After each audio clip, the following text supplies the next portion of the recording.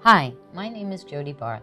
I'm one of the principal clinicians behind the Center for Facial Recovery and its nonprofit arm, the Foundation for Facial Recovery in Rockville, Maryland. Two schools of thought govern when to begin physical therapy treatment for facial palsy. Some practitioners advocate waiting until a patient has gone 3 months with little or no recovery. Others find benefit in having a patient begin physical therapy immediately to receive in-depth education, guidance, and treatment. Those of you who just developed facial palsy may wonder, why start physical therapy if there's a chance I will be one of the roughly 70% of people who fully recovers? Our clinical findings indicate early intervention promotes better outcome for those who find themselves in the 30% of the facial palsy population with delayed healing and slow recovery. Since it's difficult to know at onset which category you will fall into, we believe seeing a facial palsy physical therapist early is the optimal approach. It's important for you to understand where your symptoms originated.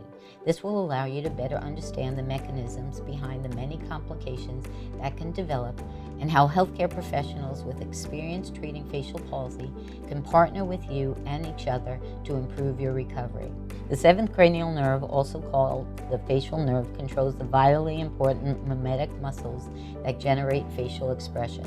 Facial muscles are unique in that they are the only muscles in the body that have voluntary and involuntary activity. These muscles convey our emotions and help us communicate with other people. If you don't have this ability, it can understandably be very upsetting.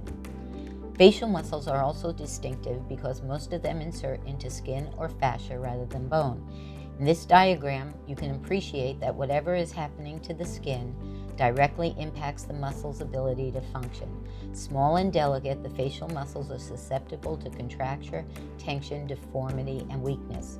This is the reason we recommend gentle massage and stretching at onset.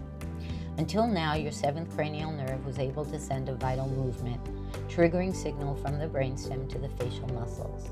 But now something has triggered inflammation in the nerve on one side of your face and caused it to swell inside the narrow, bony canal encasing it. This compression interferes with the nerve's job, which is to deliver chemical agents called neurotransmitters to the muscles to power them to move. When the nerve is inflamed and swollen, the muscles don't receive the chemical response they need to activate. Muscle activity is weakened or halted, producing the facial paralysis, asymmetrical features, and functional problems you are experiencing now. As you can see, the 5 main branches of the facial nerves have many smaller branches, each connecting to very specific areas of muscle. This is one of the reasons why we do not advise electrical stimulation, because it broadly distributes current, causing muscle contraction in other muscles than those intended. If you have pain in front or behind the ear, you develop noise sensitivity, ringing in the ear, hearing loss, and/or dizziness, other cranial nerves besides the seventh or facial nerve may be affected, especially the trigeminal nerve and the vestibulocochlear nerve. In our clinical experience, if you have or experience these symptoms, you might be more likely to be in the 30% of the population who will experience a slower recovery, and your symptoms may not be due to Bell's palsy, but due to either Ramsay-Hunt syndrome or zoster Sin-Herpeti. This is an important conversation to have with your clinician. Thank you for watching. For further information, check out our book, Fix My Face, or email info@facialrecovery.com.